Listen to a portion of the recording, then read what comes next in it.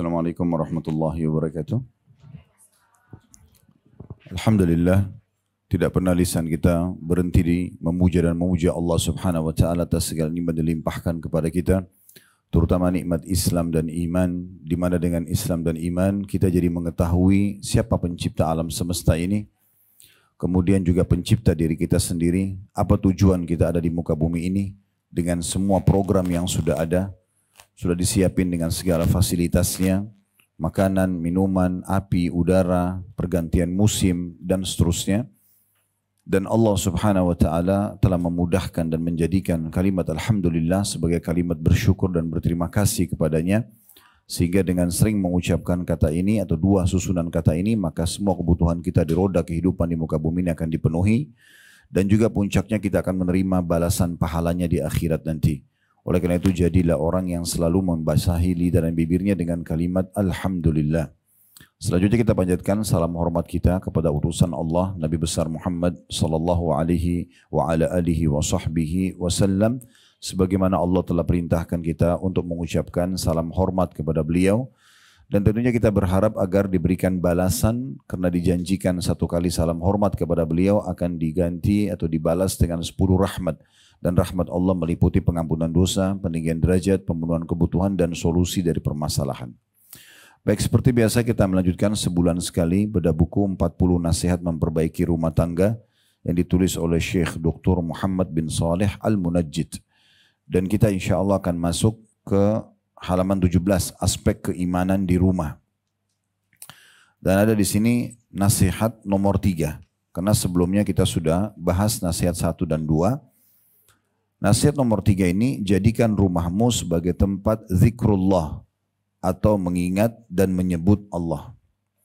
Nah, salah satu yang luput dari banyak keluarga muslim, mereka enggak hidupkan suasana zikir, mengingat Allah Subhanahu wa taala di rumah mereka.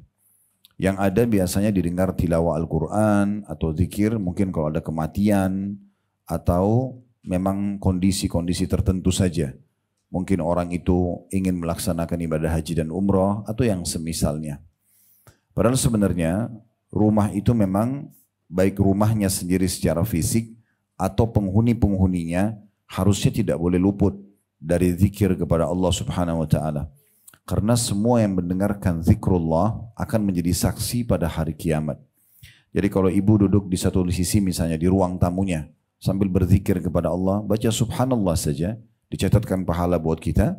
Kemudian juga lokasi di sekitar kita yang mendengarkan suara itu akan jadi saksi pada hari kiamat.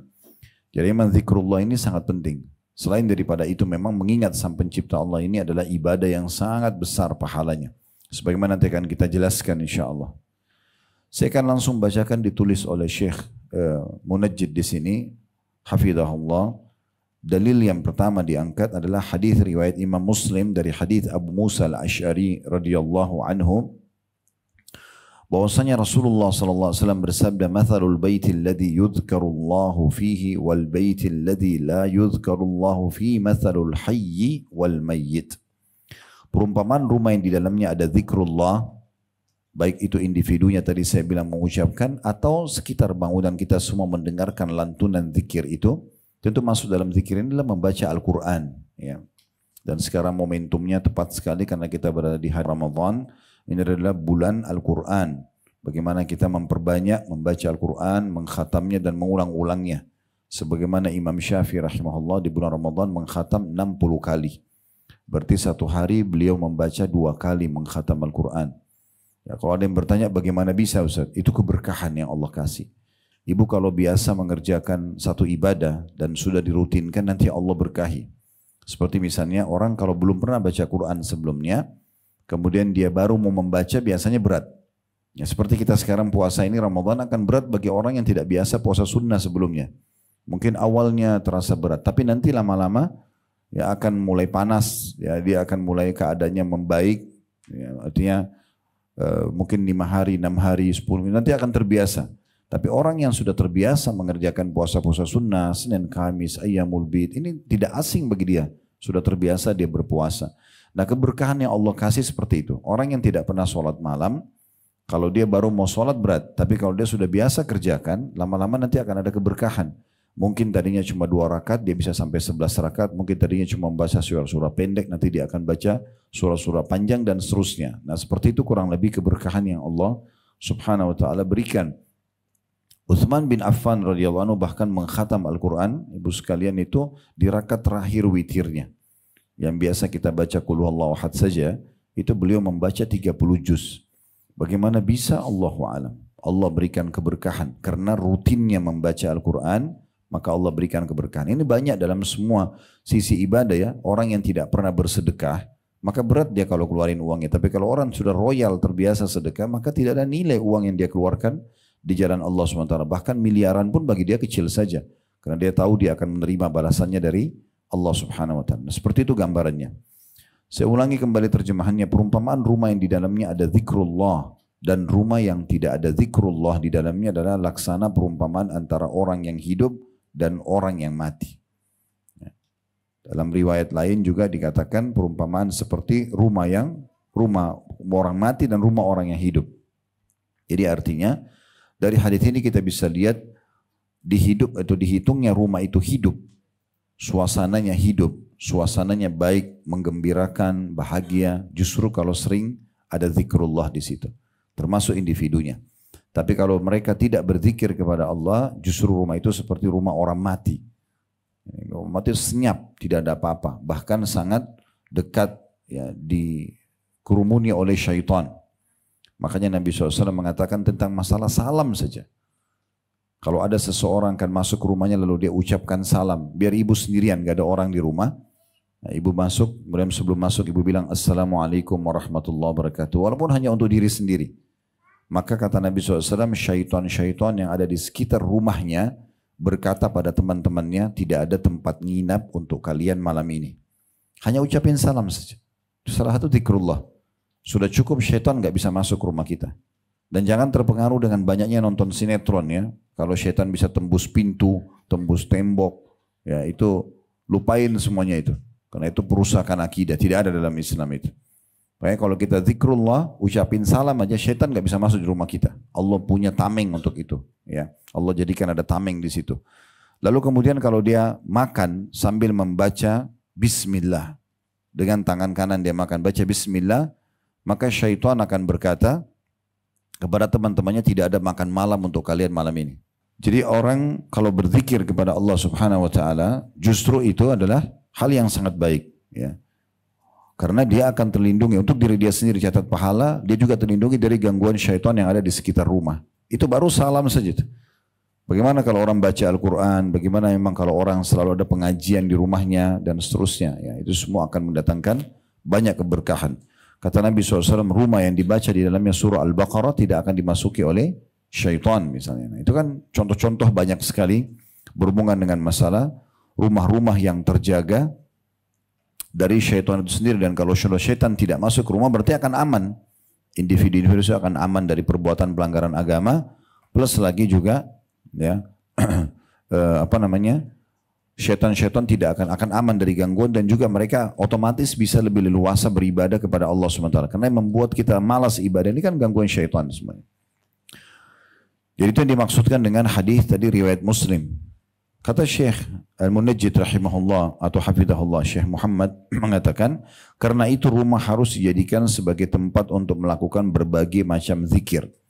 Baik itu zikir dalam hati maupun dengan lisan, sholat, atau membaca salawat dan juga Al-Quran. Atau mempelajari ilmu-ilmu agama. Atau membaca buku-buku lain yang bermanfaat. Ini contoh-contoh dikasih oleh beliau ya. Beliau mengatakan, berbagai macam zikir, baik zikir dalam hati. Berarti ada zikir yang dibacakan dalam hati. Cuma memang umumnya ulama mengatakan zikir itu adalah ibadah badan. Berarti diikuti dengan keikhlasan dari hati, kemudian pengucapan lisan.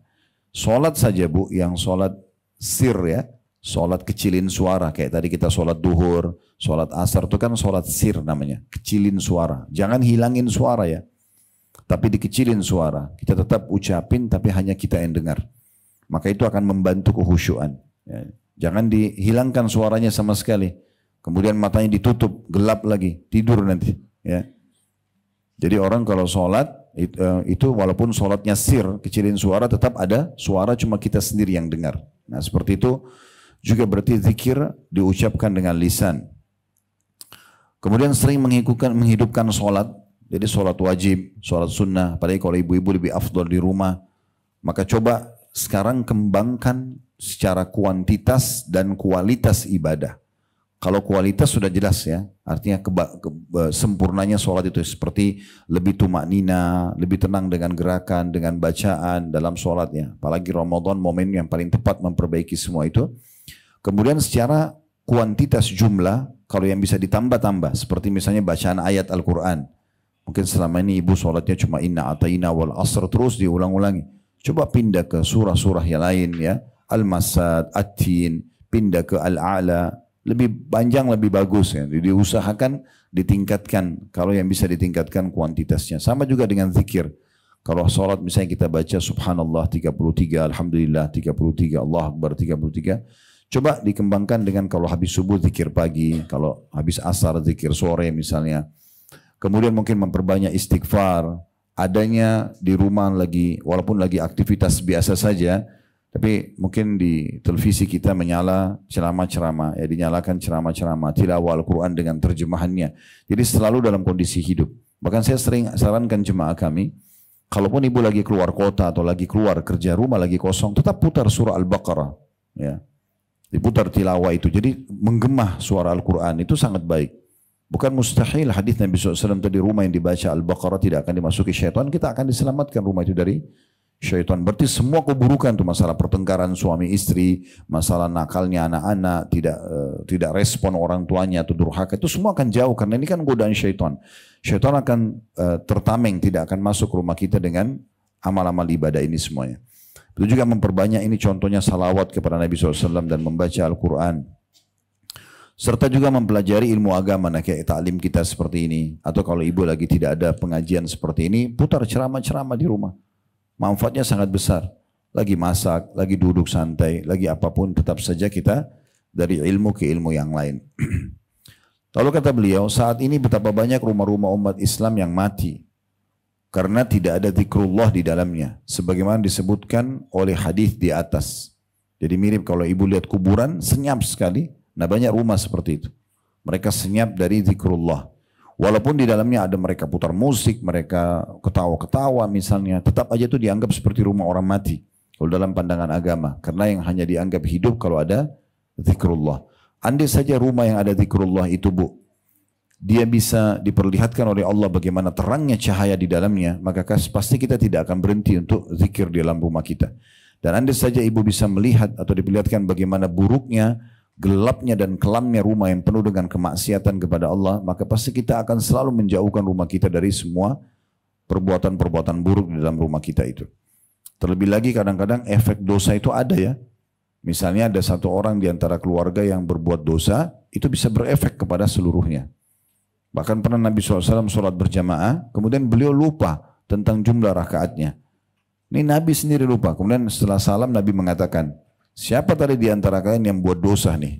Beliau bicara sama makmum-makmumnya gitu. Pasti ada seseorang yang melakukan pelanggaran sehingga akhirnya mengganggu khusyuan dalam sholat. Nah seperti itu. Kemudian kata beliau, berapa banyak rumah umat Islam di saat sekarang ya, yang mati karena tidak ada zikrullah dalamnya. Sebagaimana disebutkan oleh hadis di atas. Dan apalagi manakala yang menjadi dendangan dalam rumah adalah syair-syair dan lagu-lagu syaitan.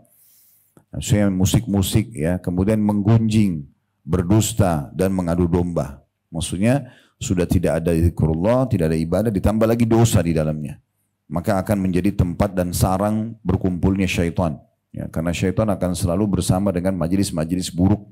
Orang gosip, orang fitnah, ya, strategi mengatur penipuan dan segala pembunuhan, pencurian, ini semua adalah pasti akan ramai dihadiri oleh syaitan. Sebaliknya kalau majelis zikir, ilmu, ya, ibadah kepada Allah pasti dihadiri oleh para malaikat. Sebagaimana sabda Nabi SAW, Allah memiliki malaikat-malaikat yang khusus berputar-putar di muka bumi mencari majlis ilmu atau majlis zikir. Ya, kayak kita begini sebenarnya sedang dikelilingi oleh para malaikat yang disebutkan dalam hadis ini. Kalau mereka menemukan ada majlis zikir atau majlis ilmu, maka mereka akan memanggil teman-temannya satu sama yang lain, lalu mereka berkumpul dari majelis itu sampai memanjang ke langit. Ya. Dalam riwayat lain mereka menurunkan rahmat, riwayat yang lain juga mereka menaungi para penuntut ilmu dengan sayap-sayapnya. Jadi ini keberkahan yang luar biasa yang Allah Subhanahu wa taala berikan. Kemudian dikatakan selanjutnya, apalagi ya jika rumah-rumah itu ada tambahan yang keliru mungkin dari percetakan ya. Tapi itu apalagi jika rumah-rumah itu penuh dengan kemaksiatan dan dari kemungkaran seperti ikhtilat. Maksudnya di sini ikhtilat bercampur baur antara lawan jenis yang diharamkan. Berapa banyak rumah-rumah muslim yang mereka menganggap pacaran itu adalah sesuatu yang boleh sebelum nikah. Kalaupun dia suami istri tidak masalah, anaknya yang dibolehkan sama dia. Tidak masalah masuk di kamar bersama-sama dengan pacarnya, dia terjadi perzinahan. Itu semuanya perbuatan-perbuatan yang bisa mendatangkan kemurkaan Allah Subhanahu wa taala di rumah. Ya, dan pasti seperti minyak sama air ya, antara ibadah kepada Allah dengan maksiat kepada Allah. Kapan ibu buka pintu kemaksiatan, maka pintu ibadahnya itu akan buyar atau bahkan bisa hilang. Sebenarnya kalau kita buka pintu-pintu zikrullah, keberkahan akan datang dan pintu-pintu dosa akan ya terjauhkan dari rumah kita. Begitu juga dengan dikatakan di sini tabarruj atau pamer kecantikan dan perhiasan di antara kerabat yang bukan mahram. Saya tidak tutup aurat di sini ya. Atau kepala keluarga yang masuk atau kepada tetangga yang masuk ke dalam rumah. Maksudnya ibu ini berhijab sebenarnya bukan karena keluar rumah, tapi karena tidak boleh bertemu dengan yang bukan mahram tanpa hijab. Nah, itu perlu digarisbawahi ya. Karena kita di Indonesia ini pikirannya pakai hijab kalau keluar rumah. Kalau dalam rumah, walaupun tamu datang bukan mahramnya, tetap berarti nggak usah pakai jilbab. Nah, ini keliru. Tutup aurat itu karena dilarangnya bertemu buka aurat dengan lawan jenis di dalam rumah atau di luar rumah. Nah, jadi bukan karena keluar rumahnya saja. Keluar rumah pun kita pakai hijab itu supaya tidak dilihat aurat kita oleh lawan jenis. Dalam rumah juga sama. Berapa banyak orang-orang yang tidak menyadari masalah ini, mereka lakukan kemaksiatan kepada Allah dengan bertemu iparnya misalnya. Adik ipar, kakak ipar, ini semua bukan mahram. Atau jalan berduaan dengan mobil, dengan alasan suami sudah izinkan misalnya, tetap tidak boleh. Makanya Nabi SAW mengatakan kalau dua orang laki-laki dan perempuan berduaan, yang ketiganya syaitan. Lalu kata seorang sahabat, ya Rasulullah bagaimana dengan ipar? Kata Nabi SAW, ipar itu justru kematian. Ipar itu justru kematian, karena sangat berat ya. Kalau seandainya ada di antara kita, misal, ini contoh saja, mudah-mudahan tidak ada di sini.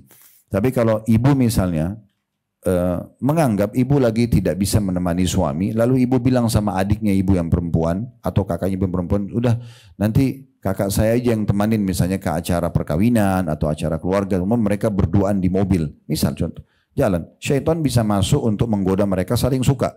Dan kalau sudah saling suka, terjadi perselingkuhan. Ini bagaimana perasaan ibu kira-kira? Di satu sisi ini saudarinya, satu sisi ini suaminya. Sama kalau kita balik, seorang laki-laki juga sama. Kadang-kadang dia tidak bisa ngantar istri, dia suruh adiknya, dia suruh kakaknya, temenin. Lalu terjadi suka-sukaan di antara mereka. Ini bahaya sekali, karena serba salah. Ini saudara, ini istri, kan begitu. Kalau orang lain mungkin bisa saja ditinggalkan, tapi ini masalahnya tidak seperti itu. Oleh karena itu harus hati-hati sekali. Islam datang mengatur semua itu demi maslahat dan kebaikan. Saya ingat dulu ada satu teman saya dekat sekali sama beliau waktu masih mahasiswa di Madinah. Masya Allah orangnya sangat tampan, orangnya kekar sekali badannya kayak binaragawan gitu ya. Terus prestasi di sekolah luar biasa. Kebetulan adik kelas saya. Kami pernah satu kamar, satu asrama, kemudian berjalan waktu biasanya kami digilir, dipindahin lagi tahun depannya ke asrama yang lain di dalam kampus di Universitas Islam Madinah waktu itu. Lama saya nggak ketemu, karena kampus kami sangat besar gitu. Saya bertemu mungkin 3 tahun atau berapa tahun setelah itu. Dari jauh saya lihat kok mukanya kayak saya kenal gitu. Tapi saya nggak kenal karena orangnya dikurus sekali. Jadi turun sekali badannya. Kecil mungkin bisa 3 kali dari postur tubuh dia yang sebelumnya. Saya sampai kaget, saya dekat sama dia lalu saya tanya. Ada nama dia tapi saya sebut saja. Mau saya tidak sebut. Saya sebut nama dia lalu dia mengatakan iya. Loh, saya bilang apa yang terjadi? Kenapa bisa terjadi perubahan seperti ini? Mana badan yang kekar, Masya Allah, wajah yang ceria. Dia bilang, Khalid, saya ada masalah berat yang saya hadapi. Bisa nggak saya mampir ke kamar kamu untuk saya cerita? Oh ya silakan. Datanglah dia, setelah itu baru dia cerita. Ternyata kasusnya adalah Karena di sana kami kan kalau lagi kuliah boleh pulang setahun sekali saja. Kalau mau tiket gratis dari kampus, yang penting lulus dikasih tiket gratis gitu. Nah kalau tidak mau pulang sendiri boleh per 6 bulan, 1 semester pulang tapi bayar tiket sendiri. Karena dia termasuk orang tidak mampu, dia pulang setahun sekali. Rupanya istri dia tinggalkan di rumah sama ibunya dan di situ ada kakak laki-lakinya. Dan ternyata dia cerita, dia bilang pada saat saya pulang kemarin, saya shock sekali karena setelah saya kumpul sama istri saya 1 tahun tidak ketemu, betapa kangennya. Dia bilang begitu kumpul setelah beberapa hari rupanya istrinya merasa berdosa, akhirnya dia ungkapin kalau selama ini rupanya dia diganggu oleh kakak iparnya dan dia juga tergoda terjadi perselingkuhan. Dia bilang saya serba salah. Ini antara kakak saya laki-laki sama ini istri saya. Akhirnya dia ceraikan, gitu kan? Dia bilang dia tidak bisa buat apa, apalagi kalau sampai hamil ini bagaimana? Ya, status anak itu seperti apa gitu. Maka bercerai terus kemudian dia tanya saran saya waktu itu. Saya bilang tidak ada solusi yang terbaik. Kalau memang sekarang sudah bercerai pun, ya adalah menikah saja. Dia bilang insya Allah saya akan menikah dengan ada satu, kebetulan beliau turunan Pakistan waktu itu, orang warga negara sana. Dia bilang saya ada ditawarkan di kota Madinah ini, orang asli Pakistan juga tapi mukim di Madinah. Saya bilang bismillah kalau gitu jalani saja gitu dan semoga tidak terulang lagi. Tapi kita mau ambil pelajaran dari pelanggaran-pelanggaran yang terjadi. Maka ini yang beliau tekankan. Jadi jangan dianggap remeh. Ibu pun kalau ketemu sama keluarga kerabat, intinya fahami tutup aurat itu kalau ketemu dengan laki-laki yang bukan mahram. Nah, di rumah atau di luar rumah. Berapa banyak ibu-ibu muslimah karena dianggap di rumah ketemu sama supir juga nggak ada masalah, tidak pakai hijab atau yang lainnya. Ini pelanggaran agama, Bu. Ya. Sebaiknya dihindari itu ya. Karena memang hijab ini tujuannya untuk kemuliaan wanita. Sebagaimana Allah jelaskan dalam Al-Quran, dzalika adna alla yu'dzain. Salah satu tujuan utama hijab ibu itu supaya tidak diganggu. Supaya tidak diganggu ya. Ada eksperimen dilakukan, saya pernah lihat di YouTube cuplikan, mungkin bisa ibu-ibu tulis nanti mungkin di YouTube eksperimen hijab ya. Tapi salah satunya ada satu perempuan, dia jalan di satu jalan di Amerika itu, dia tidak berhijab dan diikuti sama temannya di belakang pakai kamera. Sepanjang jalan itu banyak sekali orang yang godain dia. Kemudian setelah itu dia jalan di jalan yang sama cuma pakai hijab saja. Itu sepanjang jalan tidak ada satupun yang mengganggunya. Kuasa Allah Subhanahu wa taala. Jadi memang ada hikmah-hikmah tertentu gitu ya. Yang kenapa ibu disuruh berhijab. Maka itu yang termasuk di sini dikatakan tabarruj tadi ya. Jadi sebaiknya jangan sampai rumah-rumah itu dipenuhi dengan kemaksiatan. Apakah itu sibuk dengan ikhtilat bercampur dengan lawan jenis atau tabarruj ya di antara kerabat yang bukan mahram. Kemudian dikatakan bagaimana mungkin malaikat akan masuk ke dalam rumah dalam keadaan seperti itu. Karena itu hidupkanlah rumah dengan zikrullah, mudah-mudahan Allah merahmatimu. Baik, ini seperti biasa, Bu, poin yang ada di buku kita, saya akan tambahkan dengan syarah dan penjelasan. Ya. Baik, mengenai zikrullah ini, kalau sudah punya buku ini bagus, kalau belum punya usahakan dimilikin ya. Buku ini ditulis oleh Sa'id bin Wahf Al-Qahtani.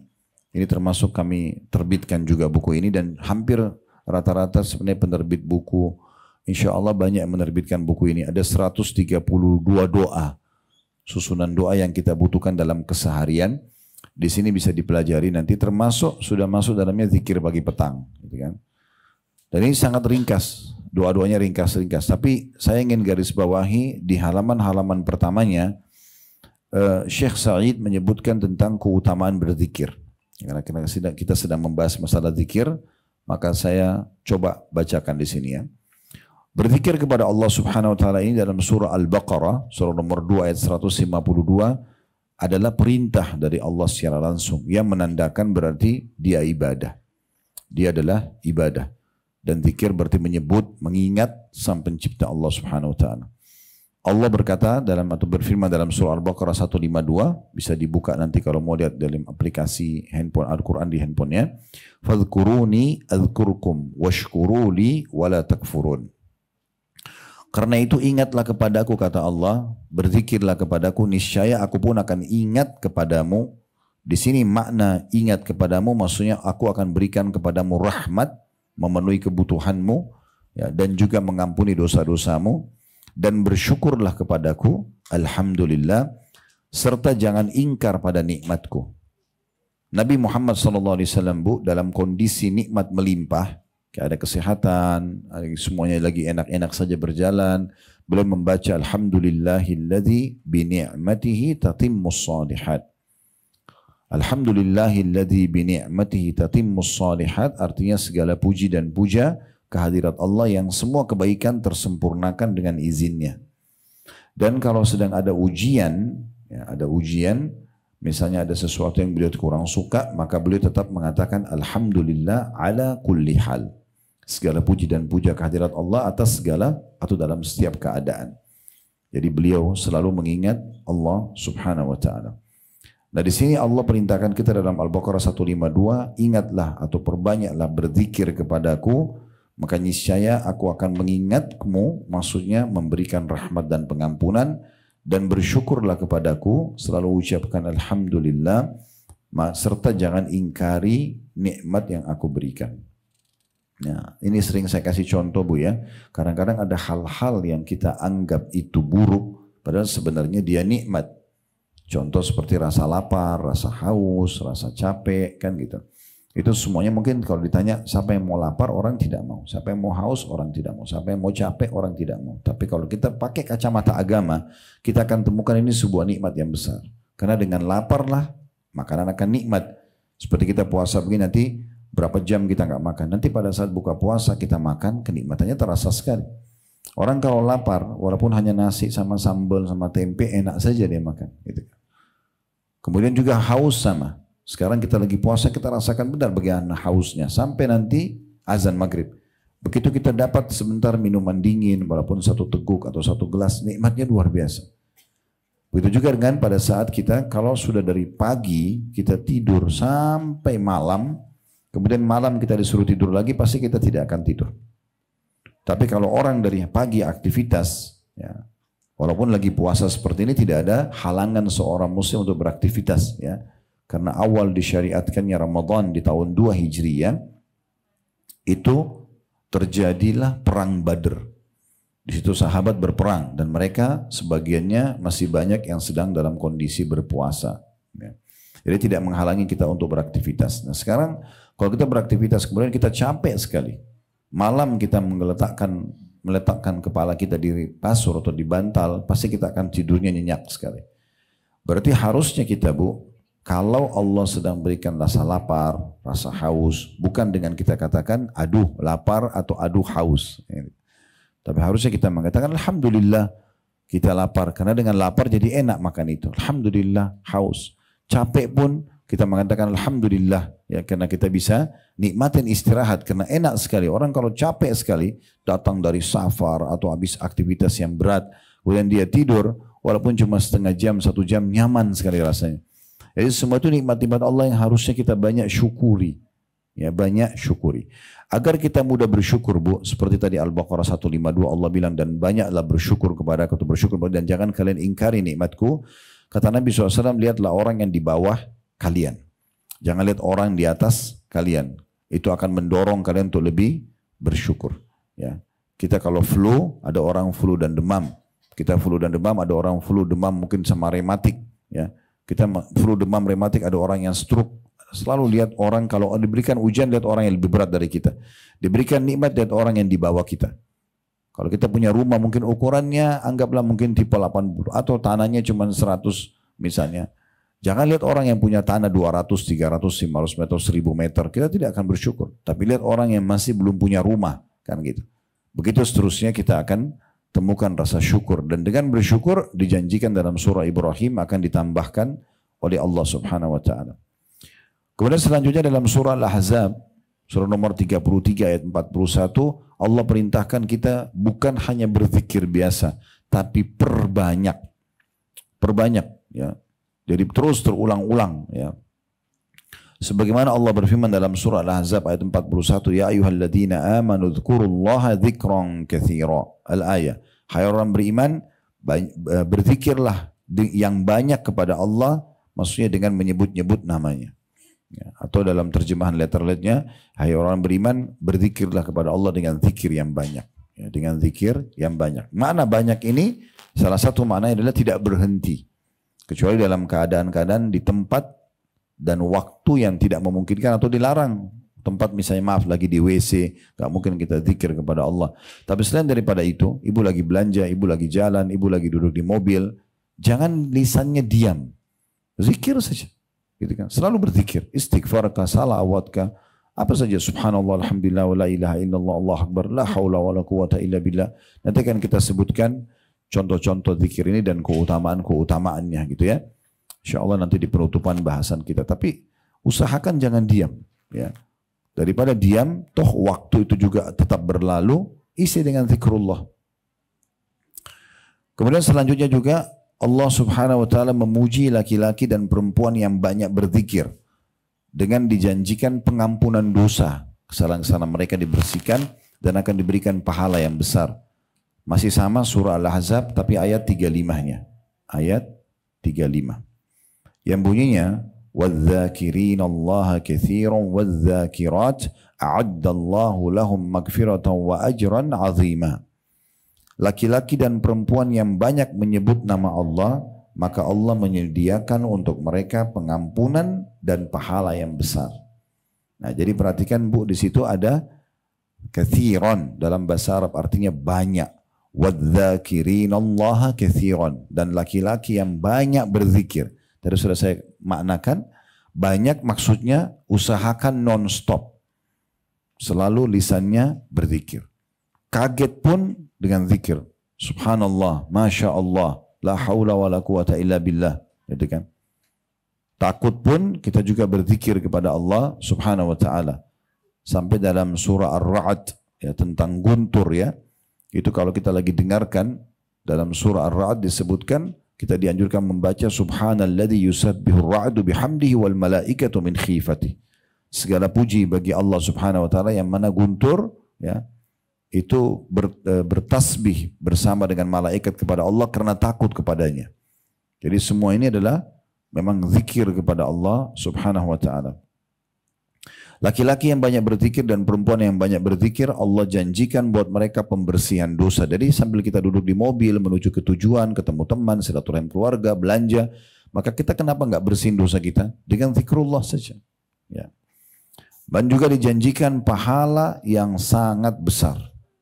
Pahala yang sangat besar. Nanti akan kita rincikan jenis-jenis zikirnya ya. Selanjutnya ibu bisa lihat dalam surah Al-A'raf ayat 205, ini adab berzikir. Adab berzikir. Surah Al-A'raf, ya, surah nomor 7 ayat 205. Allah berfirman, وَاذْكُرْ رَبَّكَ فِي نَفْسِكَ تَضَرُّعًا وَخِيفَةً وَدُونَ الْجَهْرِ مِنَ الْقَوْلِ بِالْغُدُوِّ وَالْآصَالِ وَلَا تَكُنْ مِنَ الْغَافِلِينَ. Sekali lagi Al-A'raf, surah nomor 7 ayat 205. Kata Allah, dan sebutlah nama Tuhanmu dalam hatimu dan juga lisanmu dengan merendahkan diri dan rasa takut akan siksanya. Dengan juga tidak mengeraskan suara, nggak teriak-teriak. Baik di pagi ataupun sore hari. Dan jangan kamu termasuk orang-orang yang lalai. Maksudnya pagi dan sore, sepanjang pagi ada kesempatan zikir terus. Sore juga zikir terus sampai pagi lagi. Kecuali kita lagi tidur kah, kita lagi kebetulan ada ngobrol sama teman kah, lagi ada tamu, ada aktivitas. Selain daripada itu isi dengan zikrullah. Dan Allah mengatakan jangan kamu termasuk orang-orang yang lalai. Tapi perhatikan kita tidak boleh teriak-teriak. Kalau pernah dengar nama ini, Syekh Bin Baz, kalau belum pernah dengar, ini salah satu mufti di Saudi dan ulama besar. Dinukil tentang pribadi beliau, itu kalau lagi tidak ngobrol sama orang, tidak pernah lisannya berhenti berzikir. Selalu berzikir. Terima telepon orang pun tanya fatwa, sambil mendengarkan orang itu ngomong, sambil lisannya berzikir. Nanti kalau pada saat beliau jawab, beliau berhenti berzikir. Jadi selalu zikrullah, tidak pernah berhenti. Ini keutamanya besar sekali. Kemudian juga dikatakan tentang masalah tidak boleh teriak-teriak ini Bu. Nabi SAW pernah melarang itu, beberapa orang sahabat ya. Seperti misalnya pernah Nabi SAW mengatakan kepada para sahabat waktu mereka tiba di Khaybar. Pernah dengar Khaybar ya? Lokasi peperangan Nabi. Sekitar kalau tidak salah 180 kiloan dari kota Madinah. Sampai sekarang masih ada benteng-benteng Yahudi di sana dan pemerintah Saudi lagi mengelola renovasi untuk membuka pengunjung bisa datang ke sana. Biasanya kami dulu di Uhud Tour buat program Umroh Sirah Nabawi, salah satunya mendatangi lokasi perang Khaybar. Jadi di benteng-benteng Yahudi itu kita ceritakan tentang prosesi peperangan yang terjadi. Tapi intinya pada saat itu Nabi SAW mengatakan kepada para sahabat, Allah telah menjanjikan kita pasti menang. Di perang Khaybar ini pasti kita menang. Waktu sahabat-sahabat tiba di sana, walaupun jumlah mereka cuma 1.400 orang dan jumlah Yahudi prajuritnya saja di benteng itu 10.000 orang. Tapi sahabat begitu percaya dengan janji Nabi SAW, maka mereka begitu yakin pasti menang. Walaupun cuma 1.400 orang, melawan 10.000 orang. Dan orang-orang Yahudi waktu itu punya 9 benteng, semuanya sangat kuat dan kokoh. Susah untuk ditembus. Waktu mereka melihat benteng-benteng tersebut, maka para sahabat atau ada beberapa sahabat yang teriak dengan suara keras. Allahu Akbar gitu ya, dengan suara keras. Dan ini dia di kancah peperangan ya, menghadapi musuh. Maka Nabi SAW mengatakan, jangan kalian keraskan suara kalian, karena yang sedang kalian munajat atau sebut namanya tidak tuli. Maksudnya Allah SWT tidak tuli. Dengar, kita zikir pelan sudah cukup. Juga Nabi SAW pernah bilang, kalau kalian sedang menukik, kalau lagi naik kayak kita lagi menanjak ya, pesawat pun kalau lagi take off, nah, maka bertakbirlah. Allahu Akbar gitu ya. Kalau sedang turun, maka bertasbihlah. Subhanallah. Waktu Nabi SAW sampaikan hadis ini, rupanya ada sahabat yang praktekin tapi dengan suara teriak. Waktu untanya dia atau kudanya dari peperangan itu lagi menukik di gurun pasir, dia teriak Allahu Akbar dengan suara keras. Maka Nabi SAW menegur mengatakan, jangan kau keraskan suaramu karena yang sedang kau seru tidak tuli. Kita bicara atau ucapkan baik-baik dengan satu. Ini yang Allah sebutkan dalam surah Al-A'raf, dan jangan keraskan atau tidak mengeraskan suaramu. Ya. Tetap ada suaranya tapi jangan teriak-teriak. Kemudian selanjutnya ada hadis Nabi SAW riwayat Bukhari, "Matsalul ladzi yadhkuru rabbahu wal ladzi la yadhkuru rabbahu matsalul hayyi wal mayyit." Perumpamaan orang yang suka menyebut nama Tuhannya dengan orang yang tidak menyebut nama Tuhannya laksana orang yang hidup dan juga orang yang mati. Kalau tadi kan rumah, ya, kalau ini adalah individunya. Jadi kalau ibu tidak berzikir kepada Allah, ibu seperti dianggap orang mati dalam agama Islam. Apapun ibu lakukan, ibu ngobrol, ibu bicara, maka tetap saja dianggap tidak ada manfaatnya. Semua perkataan kita, Bu, yang kita ucapkan, selama tidak mengandung zikrullah atau hal-hal yang membawa maslahat minimal mubah, itu akan mendatangkan penyesalan pada hari kiamat. Makanya Nabi SAW berkata kepada Mu'adz bin Jabal, waktu beliau bilang, sungguhnya, ya, lisan itu semua yang diucapkan akan diminta pertanggungjawabannya. Lalu kata Mu'adz bin Jabal, ya Rasulullah, apakah kami akan dihisab oleh Allah karena lisan kami? Yang kami ucapkan, kata Nabi SAW, celaka Mu'adz kalau kau tidak faham masalah ini. Ketahuilah mayoritas manusia dilempar ke dalam neraka justru karena bahaya lisannya. Karena penyalahgunaan lisan. Ibu sebelum ucapin kata apapun, Bu, pikirkan baik-baik. Ini maslahatnya buat saya atau tidak? Melanggar agama atau tidak? Karena selama ibu belum ucapkan kata-kata itu, berarti masih milik ibu. Ya. Tapi kalau ibu sudah ucapkan, maka berarti sudah milik publik. Dan ini susah untuk diperbaikin. Susah untuk diperbaikin. Makanya kalau kita mau ucapin kata-kata apapun, ya, pikirkan dulu, ini bermanfaat gak? Menyinggung perasaan orang gak? Ada maslahatnya gak? Kalau gak ada gak usah. Nabi SAW mengatakan, man kana yu'min billahi wal yawmil akhir falyakul khairan aw liyasmut. Siapa yang mengaku beriman kepada hari akhir, maka dia ucapkan yang baik saja atau dia diam.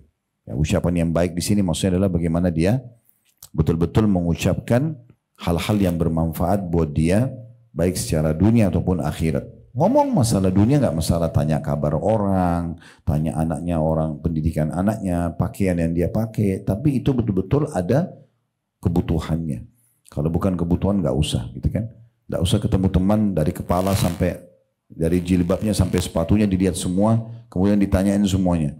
Padahal tidak ada keperluan sama sekali. Itu nanti akan mendatangkan penyesalan hari kiamat. Kenapa kita nggak gunakan pada hal-hal yang bermanfaat? Ya. Saya ingatkan kembali nanti di akhirat, Bu, ada 3 golongan yang menyesal, ya.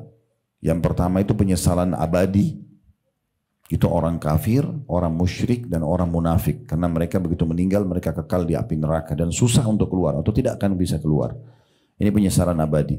Itu Allah gambarkan dalam surah Al-Mu'minun surah nomor 22 surah nomor 23 ayat 99 sampai 115.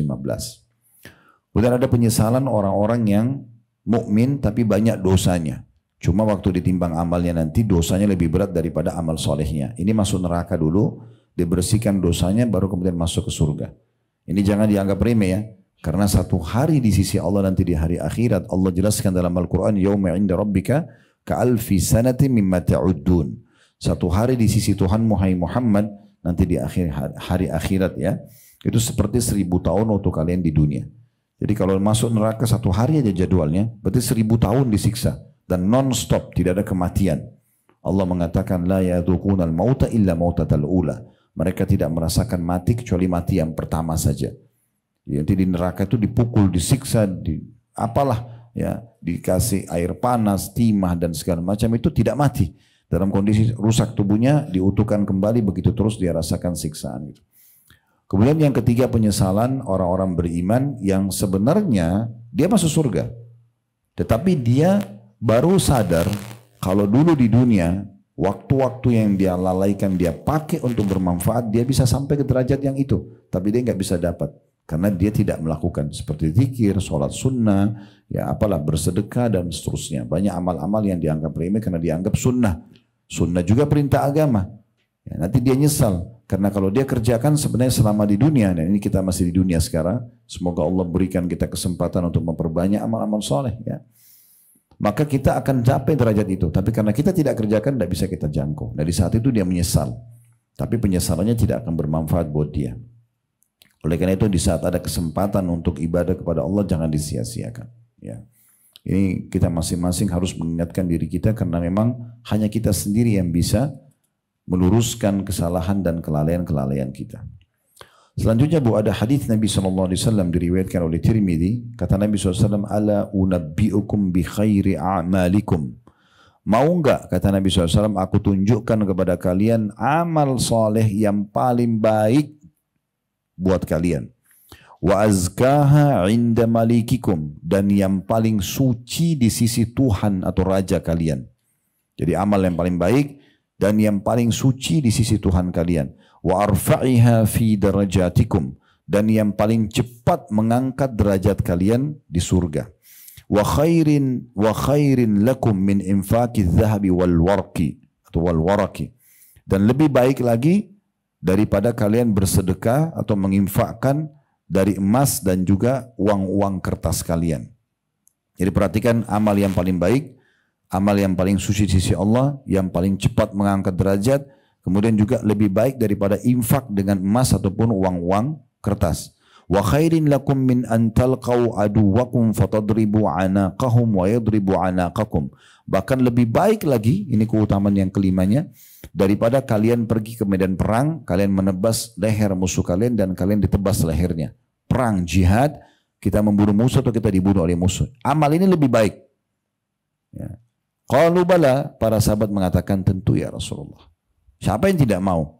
Amal yang paling baik, paling besar pahalanya, paling suci di sisi Tuhan Allah SWT, di sisi Raja kita, dan paling cepat mengangkat derajat, ya lebih bagus daripada berinfak dengan emas dan uang-uang kertas, dan lebih baik daripada berperang, membunuh musuh atau kita bahkan terbunuh mati syahid.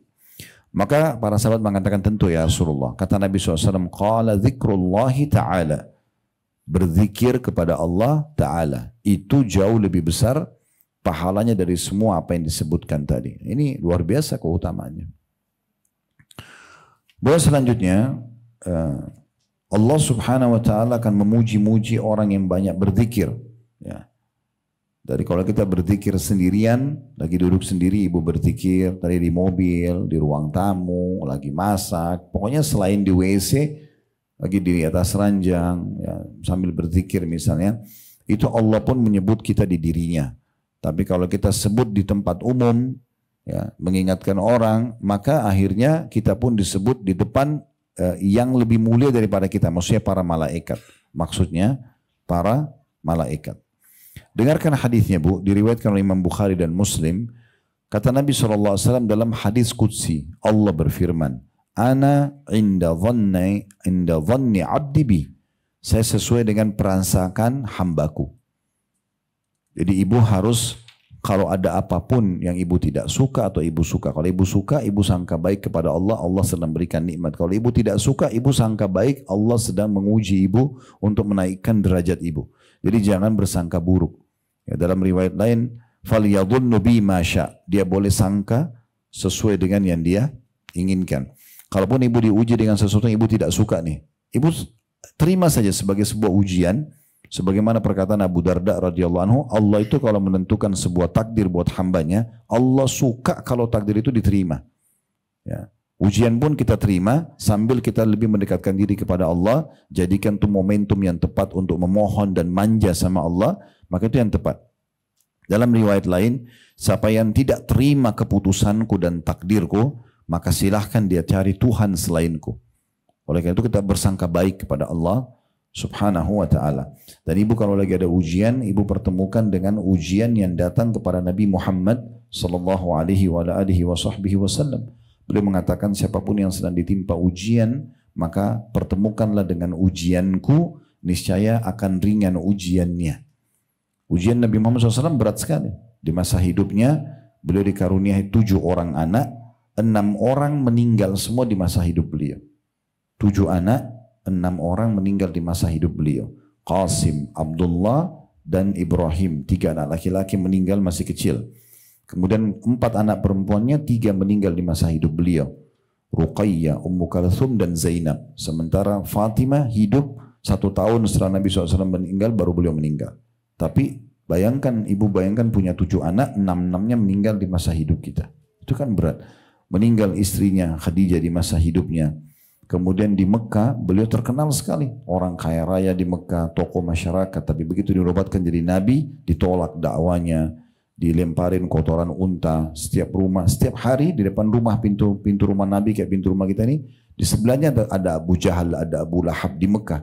Lokasinya kayak kita di Jakarta di Menteng gitu. Lokasi yang dianggap mungkin paling bagus ya. Mungkin gitu gambarin deh. Orang-orang ini selalu datang taruh sampah depan pintu rumahnya. Nabi SAW kalau mau keluar pagi selalu bersihkan. Sambil tidak marah, beliau cuma mengatakan, beginikah kalian bermuamalah dengan tetangga kalian. Ujian banyak sekali. Setelah hijrah ke Madinah jadi raja pun, ya, masih ada orang-orang munafik yang selalu mendustakan beliau, menyakiti hati beliau, sampai menuduh Aisyah berzina dengan Safwan. Padahal itu isu gosip yang tidak benar. Tapi tersebar di kalangan muslimin, bahkan menjadi berita, ya, sampai menjelang hari kiamat akan terus dibahas. Walaupun Allah sudah turunkan dalam surah An-Nur pembelaan untuk Aisyah dan Safwan radhiyallahu anhu majma'in kalau mereka tidak berselingkuh atau berzina.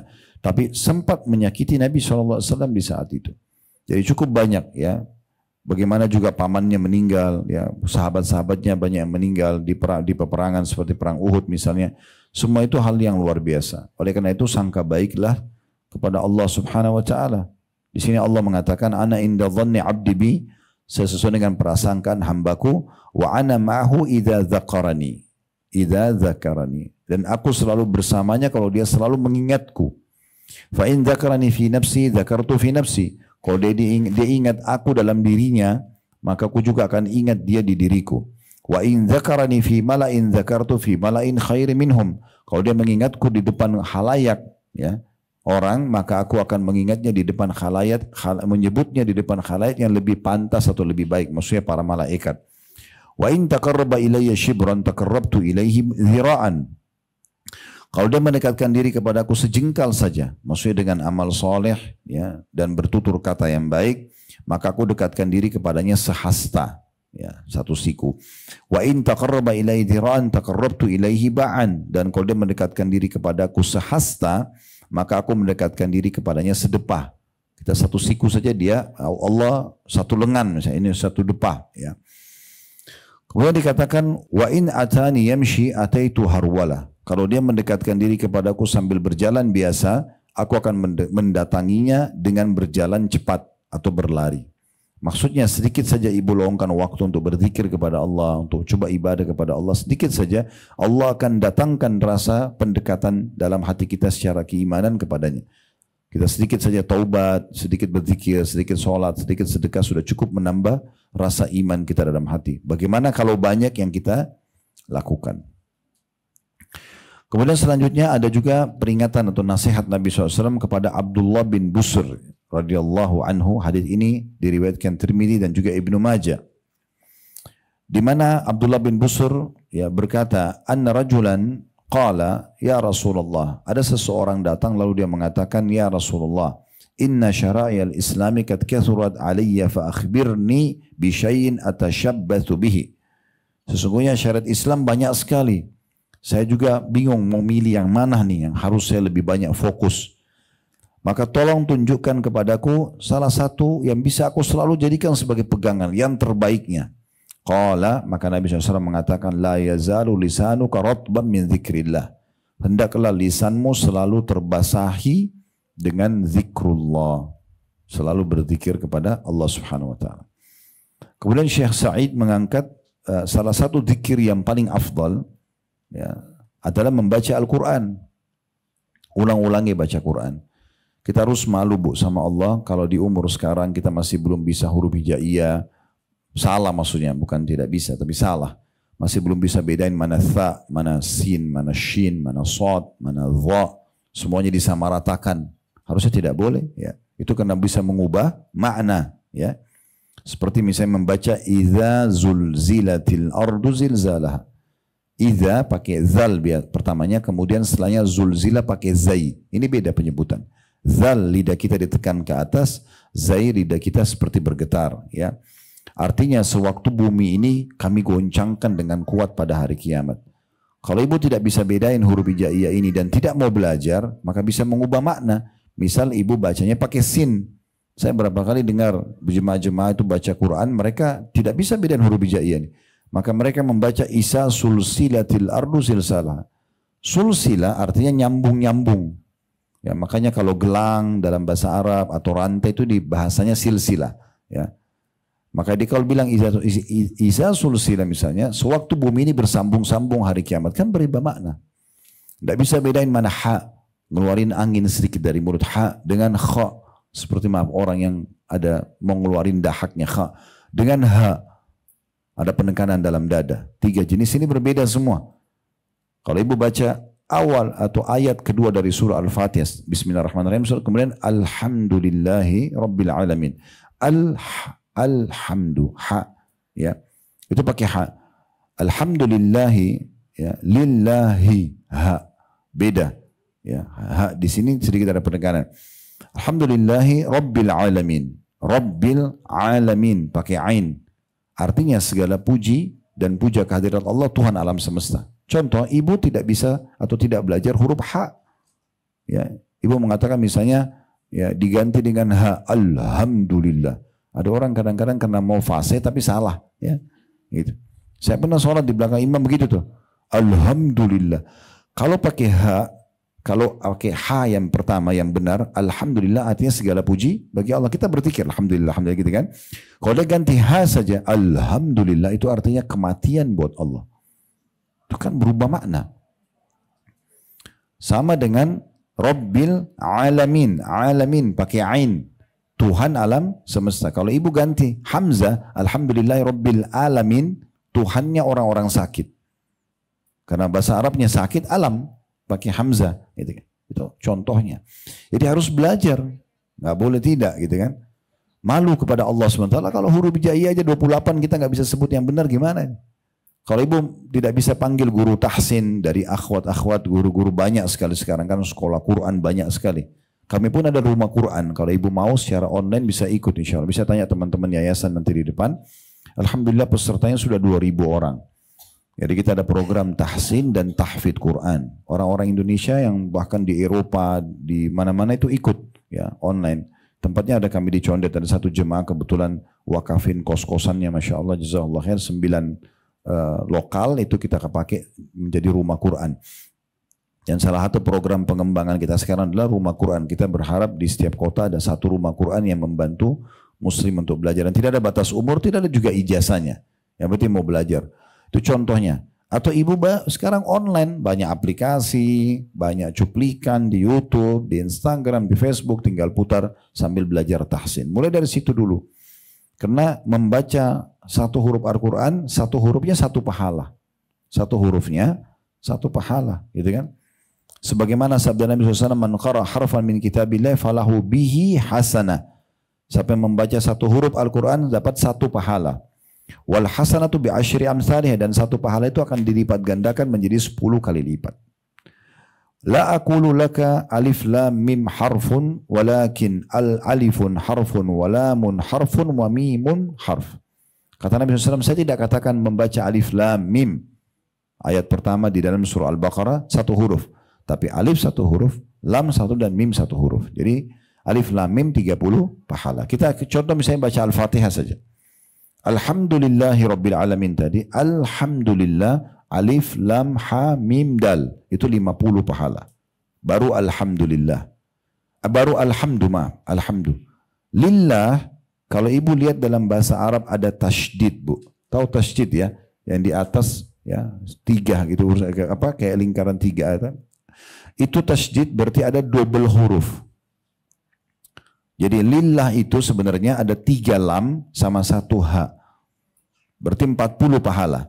Alhamdulillah itu 90 pahala. Alhamdulillah 50, lillah itu 40. 90 pahala. Ya. Kemudian Rabbi ada tasydid lagi. Asal katanya robabah, 2 baknya. Cuma dalam bahasa Arab supaya meringankan penyebutan ada retorika digabungkan lalu dipakai tasydid. Jadi Rabbi asalnya robabah ya. Rabbi berarti 3 huruf. Tadi 90 tambah 3 berarti 120. Alamin alif lam ain alif lam mim ya 80. Berarti alhamdulillah rabbil alamin ibu dapat 200 pahala. Dan ini perlu digarisbawahi sabda Nabi SAW, la tahkiranna minal ma'rufi syai'a, jangan kalian pelit-pelit dengan satu amal soleh. Karena jangan dibayangkan ibu dengar, oh dapat 1 pahala. Di benak kita angka 1. Enggak. Di sisi Allah Subhanahu Wa Taala tidak ada penilaian seperti itu. Karena bisa saja 1 pahala itu besarnya seperti gunung Uhud. Ya. Sebagaimana Nabi SAW mengatakan, siapa yang sholat di jenazah, hanya 4 kali takbir. Pahalanya sama dengan 1 kirot. Dan siapa yang mengantar jenazah sampai dimakamkan dapat 1 kirot lagi.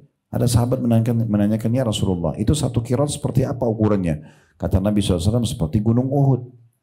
Bukankah Nabi SAW mengatakan rakaatai fajr khairu minad dunya wa ma fiha? 2 rakaat solat sunnah fajr. Kurang dari 5 menit kita kerjakan antara azan dan iqamah subuh. Rakaat pertama Al-Fatihah sama Al-Kafirun, rakaat kedua Al-Fatihah sama Al-Ikhlas, lebih baik daripada dunia dan seluruh isinya. Jadi kadar pahala itu besar sekali di sisi Allah SWT. Maka jangan disia-siakan.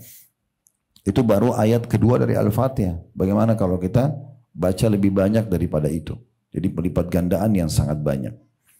Kemudian juga dalam sebuah riwayat yang lain, ini masih diangkat oleh Syekh Sa'id hafizahullah dalam hadis riwayat Muslim, dari Uqbah bin Amir radhiyallahu anhu qala kharaja Rasulullah sallallahu alaihi wasallam wa nahnu fis suffa. Satu hari pernah Rasulullah SAW keluar menemui kami sementara kami di Suffa. Suffa ini Bu, ada satu lokasi di belakang rumah Nabi dulu, itu bisa nampung 300 orang. Nabi SAW khususkan untuk para penuntut ilmu yang miskin. Jadi kayak kita sekarang mungkin asrama santri ya gitu ya. Itu gratis, Nabi biayai hidup mereka, mereka duduk hanya untuk belajar saja. Itu namanya sofa ya. Jadi termasuk satu contoh yang sangat baik. Kalau Allah berikan kelebihan rezeki buat kita bisa wakafin tanah, bisa buat rumah yatim, masjid, pesantren, itu sangat bagus. Nah, Uqbah bin Amir mengatakan satu hari Nabi SAW pernah keluar menemui kami lagi di Suffah. Karena beliau termasuk penghuni Suffah itu. Faqala, lalu Nabi SAW bersabda, ayyukum yuhibbu an yaqdu'a kulla yawmin ila buthanin aw ila al-buthana aw ila al-aqiqi fayati minhu binaqataini qaumawaini fi ghairi ithmin wala qati'atir rahim. Siapakah di antara kalian yang mau menuju ke Buthan atau Aqiq? Apa ini Buthan dan Aqiq? Lembah. Lembah di Madinah ya. Kalau Aqiq itu kurang lebih di depan kampus kami dulu. Jadi dia 7 km dari Masjid Nabawi. Buthan juga kurang lebih begitu tapi dari sisi yang lainnya. Nah ini 2 lembah, memang seringkali di situ ada di masa Nabi SAW itu ada unta-unta liar. Tidak ada penghuninya dari padang pasir gitu ya.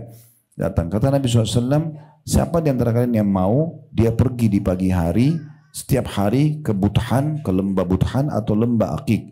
Kemudian dia datang membawa 2 ekor unta yang dewasa, ya.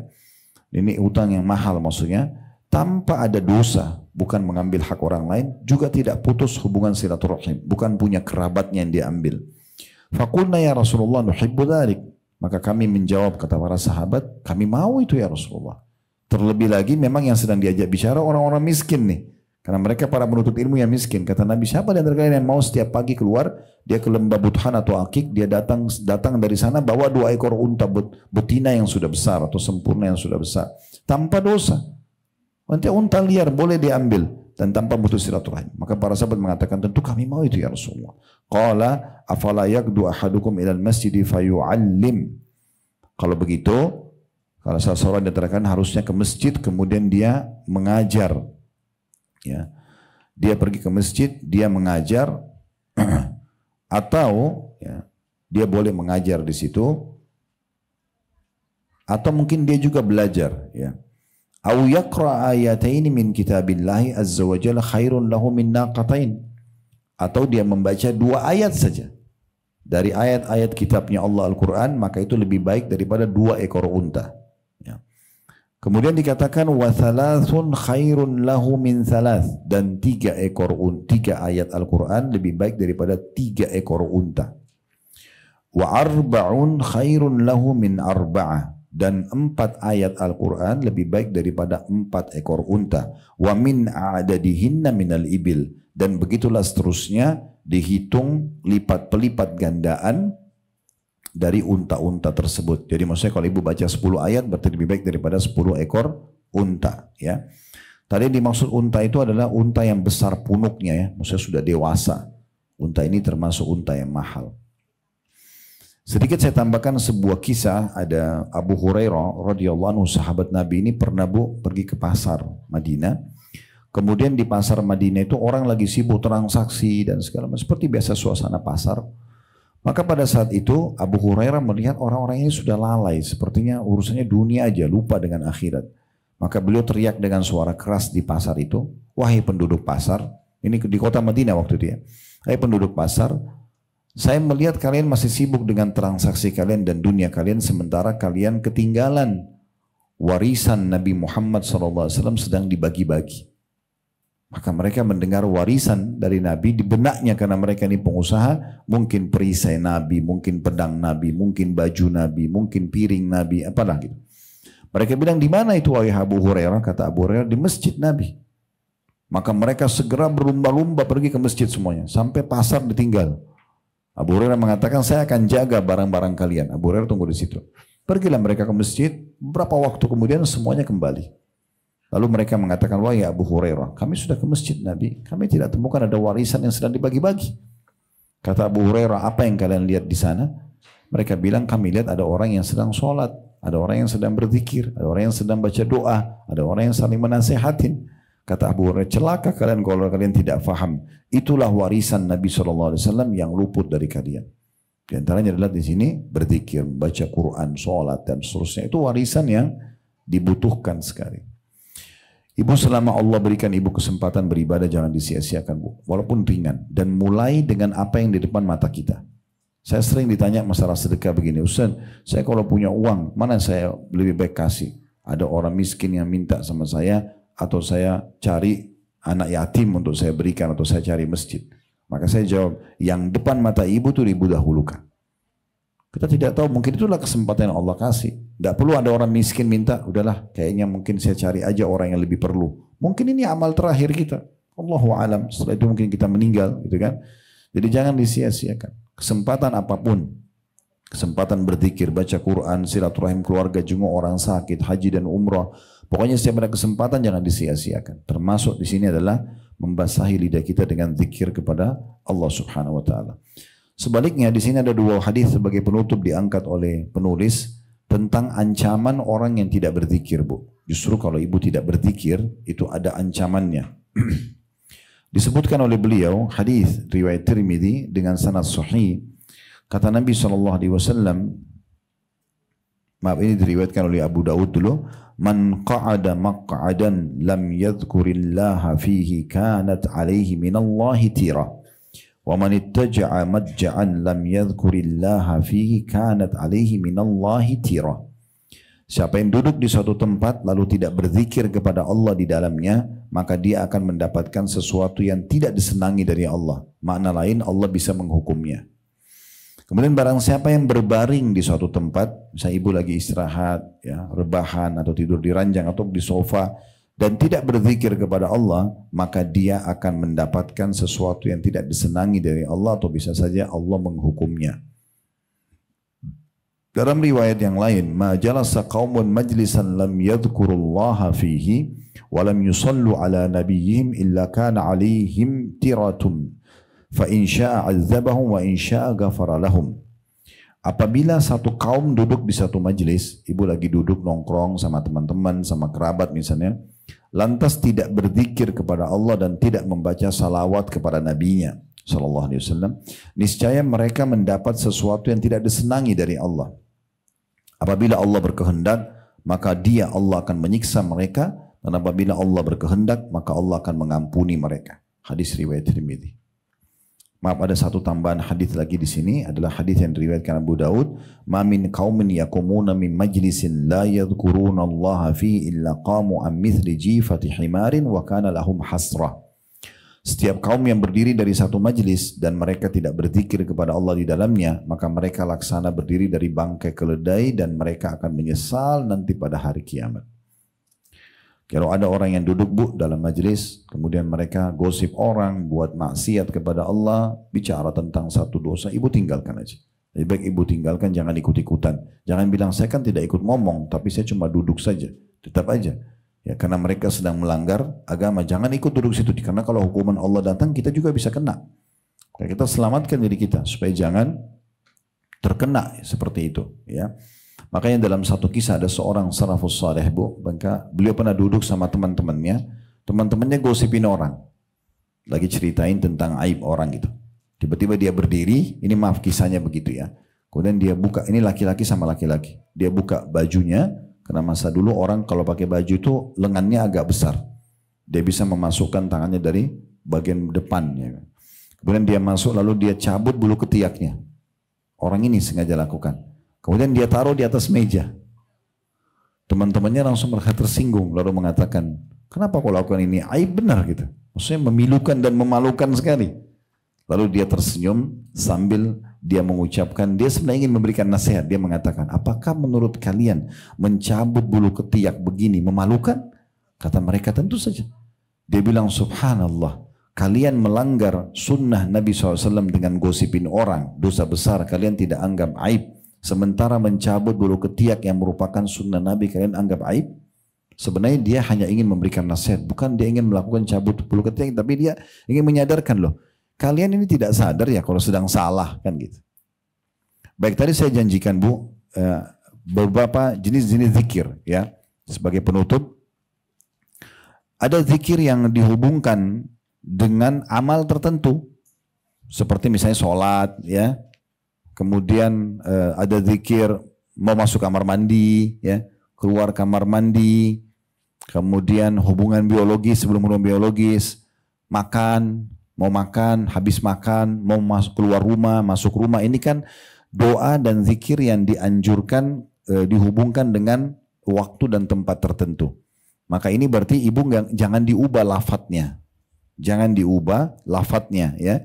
Seperti keluar rumah Bismillah tawakkaltu 'alallahi la haula wala quwata illa billah, ibu baca gitu kan.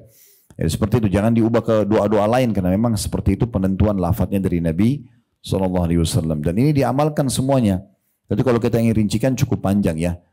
Tapi di antara contoh-contohnya doa keluar rumah. Ibu selalu kalau keluar jangan lupa Bismillah tawakkaltu 'alallahi la haula wala quwata illa billah, dan suarakan. Jangan baca dalam hati. Suarakan walaupun kecil. Ibu juga kalau mau makan Bismillah. Suaranya keluar. Jangan tidak keluar. Kita nanti goda kita seakan-akan kita sudah zikir padahal sebenarnya belum. Nah, ibu kalau tidak baca Bismillah ya, maka syaitan memakan makanan tersebut. Ya, sebagaimana sabda Nabi SAW, kalau tadi saya mulai dulu dari keluar rumah, kata Nabi SAW, siapa yang keluar dari rumahnya, baca Bismillah dengan nama Allah, tawakkaltu 'ala Allah, aku berserah diri kepada Allah, la haula wala quwata illa billah, tidak ada daya dan kekuatan kecuali milik Allah, maka para malaikat akan mengatakan, sungguh kau telah tercukupi dan terlindungi. Dua itu kita dapat. Lalu syaitan yang bertemu dengan orang ini mengatakan sama teman-temannya, bagaimana bisa kita menyesatkan atau mengganggu orang ini sementara dia sudah terpenuhi dan tercukupi. Kan gitu. Ada doa lagi yang lain, keluar rumah, bismillahirrahmanirrahim, an adilla au udalla. Dengan nama Allah aku berlindung kepada Allah, jangan sampai aku sesat atau menyesatkan, au azilla au uzalla, atau jangan sampai aku tergelincir dalam dosa atau menggelincirkan orang lain, au azlima au udlam, jangan sampai aku berbuat zalim atau aku mendalimi orang lain, au ajhala au yujhadu alayya, atau jangan sampai aku menipu atau aku ditipu oleh orang lain. Itu doa keluar rumah. Mulia sekali sebenarnya. Nah, di buku kumpulan doa ini cukup banyak, doa-doa ada 132, bisa dihafal tentunya nanti. Itu contoh-contohnya saja. Kalau safar, baca doa safar misalnya. Sama juga tadi kalau makan, jangan lupa baca bismillah. Saya bilang tadi suarakan. Karena kata Nabi SAW, siapa yang lupa baca bismillah lalu dia membaca bismillahi awwalahu wa akhirah, bismillah di awal dan akhirnya, maka syaitan akan memuntahkan makanan yang sudah dicurinya. Berarti kan dia curi makanan kita. Ya, oleh karena itu jangan lupa baca bismillah. Begitu juga diikuti dengan adabnya dengan tangan kanan misalnya, ya. Karena kata Nabi SAW, jangan kalian makan dan minum dengan tangan kiri, karena syaitan makan dan minum dengan tangan kiri. Itu juga dengan masuk kamar mandi, Allahumma inni a'udzubika minal khubuthi wal khaba'ith. Ya Allah, lindungi aku dari syaitan laki-laki dan syaitan perempuan. Kalau keluar kita baca ghufranak, pengampunanmu hai Tuhanku. Masuk kamar mandi kaki kiri, keluar kaki kanan, gitu kan? Itu juga dengan pada saat tadi ya kita mau tidur. Cukup banyak zikir-zikir yang dibaca sebelum tidur ya. Tapi diantaranya bismikallahumma amutu wa ahya. Dengan namamu ya Allah aku mati dan aku hidup. Ya. Kemudian kita baca Al-Ikhlas 3 kali, Al-Falaq 3 kali, An-Nas 3 kali misalnya. Kemudian baca ayat kursi. Ya. Kalau Al-Ikhlas, Al-Falaq, An-Nas, Qulullahu ahad, Qul huwallahu ahad, Nas. Ini setelah baca 3 kali. Kata Aisyah radhiyallahu anha, Nabi SAW tiupkan ke telapak tangan beliau lalu mengusap seluruh anggota tubuhnya yang bisa terjangkau. Kalau ayat kursi kata Nabi SAW, siapa yang baca pada saat mau tidur maka dia tidak akan dijamah oleh syaitan sampai pagi hari. Contoh. Juga anjuran baca subhanallah alhamdulillah Allah akbar 33 kali sebelum tidur. Itu juga termasuk zikir seperti yang kita baca kalau sholat ya. Bangun tidur alhamdulillahilladzi ahyana ba'da ma amatana wa ilaihin nusyur. Segala puji dan puja kepada Allah yang telah menghidupkan kami setelah mematikan kami dan kepadanya kami akan dikembalikan. Ini termasuk zikir-zikir yang dianjurkan untuk dibaca ya. Jadi jangan sampai luput dari kita. Kemudian ada zikir-zikir yang dianjurkan untuk dibaca tapi tidak terikat dengan waktu dan tempat. Ya, seperti misalnya memperbanyak istighfar. Ada istighfar dibaca habis sholat, astagfirullah, astagfirullah, astagfirullah 3 kali. Tapi kalau ibu mau baca istighfar perbanyak itu sangat bagus. Ya. Karena kata Nabi SAW, siapa yang melazimi atau melazimkan istighfar, rutin baca terus, astagfirullah, astagfirullah, terus saja tidak berhenti. Nanti kalau dia lagi ngobrol, dia lagi telepon, apa mungkin baru dia berhentikan. Maka pasti akan diampuni dosa-dosanya dan diberikan rezeki dari tempat yang tidak disangka-sangka. Dia melazimkan istighfar. Dan kata Nabi SAW, Tuba, ya, Tuba itu artinya sebuah tempat di istana di surga nanti bagi orang yang memperbanyak istighfar. Kata sebagian salaf, orang yang memperbanyak istighfar, ya, kalau orang yang banyak istighfar, maka dia akan sangat senang nanti melihat buku amalnya. Dan tidak ada yang terbaik yang menemani di kuburan nanti dibandingkan dengan istighfar. Karena dia akan membersihkan kesalahan-kesalahan kita. Contohnya, nah Nabi SAW mengatakan, saya beristighfar sehari 70 sampai 100 kali. Tapi ada juga ulama yang mengatakan ini maknanya bukan sehari. Tapi setiap kali ada kesempatan Nabi SAW berzikir sampai 100 kali istighfar. Itu sesuai dengan perkataan Anas radhiyallahu anhu, beliau mengatakan kami pernah menghitung di salah satu majelis Nabi, lagi dalam penyampaian Nabi atau lagi duduk sama para sahabat, beliau membaca Rabbighfirli wa tub alayya 100 kali. Rabbighfirli wa tub alayya 100 kali. Berarti kan Nabi bisa saja di setiap majelisnya perbanyak istighfar itu. Kemudian juga kita membaca itu contoh istighfar yang tidak terikat dengan waktu ya. Bisa ibu baca kapan saja. Jumlahnya juga boleh banyak. Ya, istighfar. Kemudian juga ada zikir yang lain membaca la haula wa la quwata illa billah. Memperbanyak itu. Tidak ada daya dan kekuatan kecuali dari sisi Allah. Perbanyak itu. Nah ini kisahnya Bu, dalam sebuah riwayat yang sahih pernah ada suami istri di Madinah, anaknya ikut berperang. Anak mereka ikut berperang. Rupanya waktu pulang dari medan perang, semuanya orang-orang berhasil pulang kecuali anak mereka. Anak 2 orang suami istri ini. Lalu mereka mengeluh kepada Nabi SAW mengatakan, ya Rasulullah, bagaimana keadaan anak kami? Saya semua teman-temannya pulang perang tapi anak kami tidak. Dan tidak ada temannya yang tahu dia kemana. Maka apa yang harus kami lakukan? Kata Nabi SAW, perbanyaklah haula wa la quwata illa billah. Pada malam itu mereka bergeluh kesah, maghrib itu atau isya, lalu kemudian mereka pulang ke rumah. Mereka terus ucapkan la haula wa la quwata illa billah sampai suami istri ini ketiduran. Terus mereka ucapin. Dalam kisah ini dikatakan tiba-tiba di malam hari mereka temukan ada suara ketukan di pintu rumah mereka. Lalu si sang ayah ini atau sang suami membuka pintu rumah, ditemukan anaknya depan pintu. Lalu ayahnya tanya, bagaimana ceritamu nak? Maka anaknya menceritakan, sebenarnya saya ditawan oleh musuh dan teman-teman saya memang tidak tahu. Tiba-tiba saya diculik, dibawa. Dan saya diikat, dirantai segala macam. Tapi saya tidak tahu kenapa beberapa waktu yang lalu, semua musuh-musuh ini tertidur dan ikatan saya ya itu merenggang. Sehingga saya bisa melepaskan diri saya dan saya pulang ke Madinah. Itu salah satu efeknya. Berarti la haula wala quwata illa billah memberikan solusi dari permasalahan itu terjadi di masa Nabi SAW. Contoh yang lain adalah Subhanallah, walhamdulillah, wala ilaha illallah, wallahu akbar. Ya. Ini 4 kalimat kata Nabi SAW lebih aku sukai daripada terbitnya matahari. Subhanallah, walhamdulillah, wala ilaha illallah, Allah akbar. Ini berkumpul zikir-zikir yang mulia. Ya. Karena Subhanallah sangat mulia, alhamdulillah juga mulia, wala ilaha illallah, Allah akbar. Semua ini adalah zikir-zikir yang sangat mulia. Dan selanjutnya yang keempat adalah membaca Subhanallah wa bihamdihi subhanallahil azim. Ya. Kata Nabi SAW 2 kalimat yang paling dicintai oleh Allah. Atau sangat dicintai oleh Allah. Ringan di lidah dan berat di timbangan hari kiamat. Subhanallahi wa bihamdi. Subhanallahil azim. Ya. Selanjutnya yang kelima adalah kita membaca ya, salawat dulu. Allahumma salli ala Muhammad. Yang paling baik adalah salawat Ibrahim. Allahumma salli ala Muhammadin wa ala ali Muhammadin kama sallaita ala Ibrahim wa ala ali Ibrahim innaka Hamidum Majid wa barik ala Muhammadin wa ala ali Muhammad kama barakta ala Ibrahim wa ala ali Ibrahim innaka Hamidum Majid. Tapi kalau ibu nggak bisa, misalnya panjang karena ibu mau memperbanyak volumenya. Kayak saya biasa kalau saya mau baca panjang banyak ya sudah saya pendekin aja. Kan kita bisa baca Allahumma salli ala Muhammad, Allahumma salli ala Muhammad. Itu aja diulang Allahumma salli ala Muhammad.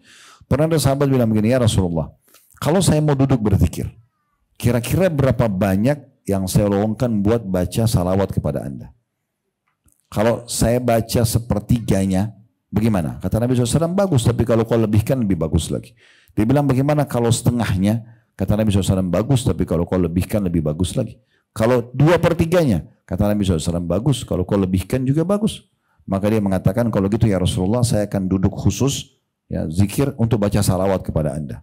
Kata Nabi SAW, kalau begitu diampuni dosamu dan dipenuhi kebutuhanmu. Kemudian selanjutnya yang keenam adalah membaca la ilaha illallah sendiri sebagai zikir. Ini cukup banyak ya. Ini kalau bisa ibu lakukan sangat baik selepas subuh dan selepas asar juga maghrib. Sebelum ibu ubah posisi duduk sholat. Kita kan duduknya tahiyat terakhir ya, duduknya iftirash. Ya. Maka duduk iftirash ini maksudnya bokong kita di tanah dan telapak kaki kita kan berdiri ya. Seperti di tahiyat terakhir intinya. Itu kalau sholat subuh sama sholat asar dan sholat maghrib, jangan ubah sebelum baca zikir ini. Ya, yaitu membaca la ilaha illallah wahdahu la syarikalah lahul mulku wa lahul hamdu yuhyi wa yumit wa huwa ala kulli syai'in qadir. Dalam riwayat lain la ilaha illallah wahdahu la syarikalah lahul mulku wa lahul hamdu biyadihil khair wa huwa ala kulli syai'in qadir. Bedanya cuma di lafaz pertama pakai yuhyi wa yumit, lafaz kedua yumit diganti dengan biyadihil khair. Ya, la ilaha illallah wahdahu la syarikalah lahul mulku wa lahul hamdu yuhyi wa yumit yumit wa huwa ala kulli syai'in qadir. Lafaz kedua la ilaha illallah wahdahu la syarikalah lahul mulku wa lahul hamdu biyadihil khair wa huwa ala kulli syai'in qadir. Ini kata Nabi SAW, siapa yang baca ini sebelum ubah posisi duduknya habis sholat, maka dicatatkan baginya 100 pahala, diampuni 100 dosa, diangkat 100 derajat, Allah utus malaikat menjaganya dari segala serangan syaitan, gitu kan? Dan kalau tidak salah dia akan datang hari kiamat membawa pahala yang tidak ada menyamai dia kecuali orang yang berbuat sama. Ya, tapi yang pasti tadi itu adalah dicatat 100 pahala, diampun 100 dosa, diangkat 100 derajat dan diselamatkan dari godaan syaitan. Ya, kalau tidak salah ada tambahannya, dan dia tidak ada yang membinasakan dia di hari itu dari dosa-dosa kecuali syirik kepada Allah. Artinya akan dibersihkan dosa-dosanya. Nah, ini zikir yang sangat baik untuk dijaga. Ya. Selain daripada itu ibu boleh baca tentunya ada hadis yang lain, siapa yang baca la ilaha illallah wahdahu la syarikalah lahul mulku wa lahul hamdu wa huwa ala kulli syai'in qadir. Tidak ada yuhyi wa yumitnya ya, tapi dibaca 100 kali pagi, 100 kali sore. Ini akan datang hari kiamat, tidak ada orang yang menyamai pahala dia kecuali orang yang buat sama atau lebih dari itu. Makanya termasuk ya zikir-zikir yang dianjurkan untuk dibaca. Bagi nanti yang ada umroh, misalnya ada di antara ibu-ibu yang pergi umroh Ramadan, ini kan umroh Ramadan besar sekali pahalanya ya. Jadi pahalanya sama dengan haji bersama Nabi SAW. Sebagaimana beliau mengatakan umroh di Ramadan ta'dilu hujjatan ma'i, umroh di Ramadan sama dengan haji bersamaku. Jadi biaya-biaya umroh, alokasi waktu buat umroh 3-4 jam mungkin kurang lebih selesai, kecuali kalau Ramadan biasa agak padat mungkin 4-5 jam. Itu bisa dapat pahala haji yang harus diselesaikan misalnya 6 hari dari tanggal 8 sampai tanggal 13 Zulhijjah. Maka jangan disia-siakan. Kalau ada kesempatan lakukan haji umrah ini tentunya. Nah, salah satu yang ibu ingat kalau lagi umrah itu di tempat sa'i perbanyak zikir. Sebenarnya tawaf juga sama, tapi tawaf saya selalu sarankan jemaah saya kalau saya bimbing itu berdoa dan di sa'i berzikir. Nah, misalnya sa'i yang pertama baca salawat misalnya. Nah, Allahumma sholli ala Muhammad, Allahumma sholli, terus sampai dari Safa ke Marwa. Nah, dari Marwa ke Safa misalnya baca la haula wala quwata illa billah, la haula, terus begitu. Nah, dari Safa ke Marwa lagi yang ketiga itu kita baca misalnya membaca subhanallah alhamdulillah wala ilaha illallah Allahu akbar. Kemudian dari Marwa ke Safa yang keempat baca subhanallah subhanallah wa bihamdi subhanallahil azim misalnya. Nah, ini kita bisa terapkan zikir-zikirin sampai nanti 7 kali kita sa'i, karena salah satu yang dianjurkan dalam sa'i itu adalah memperbanyak zikrullah. Nah, ini contoh jenis-jenis zikir tentunya yang kita sangat ditekankan untuk baca dan bisa kita lafadzkan berulang-ulang ya, berulang-ulang. Nanti kalau ibu mau lipat gandakan jumlahnya, saran saya jangan dikagetkan. Misalnya ibu mau salawat 1000, jangan langsung 1000. Mulai saya dulu dari 10 misalnya, atau mulai dari kalaupun mau meningkat sampai 100, nanti pelan-pelan dia akan ada kemudahan dan keberkahan untuk kita lipat gandakan. Khawatirnya kalau di awal langsung kita kerjakan banyak, nanti tidak bisa konsisten. Tapi tetap punya satu program yang akan saya jalankan, misalnya sebulan kemudian saya akan tingkatkan sampai sekian jumlahnya. Nah, itu sangat baik. Nah, itu Allahu a'lam sangat baik. Ini bahasan kita insya Allah. Baik, kita berdoa kepada Allah SWT, semoga majelis kita diberkahi olehnya, dijadikan ilmu yang bermanfaat, dan Allah terima seluruh amal soleh yang pernah kita kerjakan, yang sedang kita kerjakan, akan kita kerjakan sampai menjelang ajalan dan dengan pahala yang sempurna. Dan semoga Allah maafkan semua kesalahan kita, sengaja atau tidak sengaja, besar ataupun kecil. Dan juga Allah selalu menjaga kemerdekaan, persatuan dan kesatuan kita. Dan Allah berikan kita pemimpin yang baik, yang adil, yang menjalankan tugas dan amanah dengan baik. Sampai menjelang hari kiamat nanti, semoga Allah selalu jaga negara kita tentunya di masa kita ataupun nanti. Kemudian juga Allah selalu menjadikan contoh bagi negara-negara yang lain, tentunya negara kita. Dan semoga Allah tolong saudara-saudara kita sekarang di Gaza dan Palestina secara khusus, dan dimanapun mereka sedang tertindas, semoga Allah ikhlaskan niat mereka, terima para syuhada mereka, mulakan Islam di tangan mereka dan tangan kita semua, dan semoga Allah ikut sertakan kita bersama mereka di pahala, baik dengan doa, dengan harta, juga dengan jiwa kita. Dan semoga Allah satukan kita semua di surga firdausnya tanpa hisab, mana disatukan dalam majlis ilmu yang mulia ini. Ada benar dari Allah, kalau salah dari saya mohon dimaafkan. Subhanakallahumma bihamdika asyhadu an la ilaha illa anta astaghfiruka wa atubu ilaik. Wassalamualaikum warahmatullahi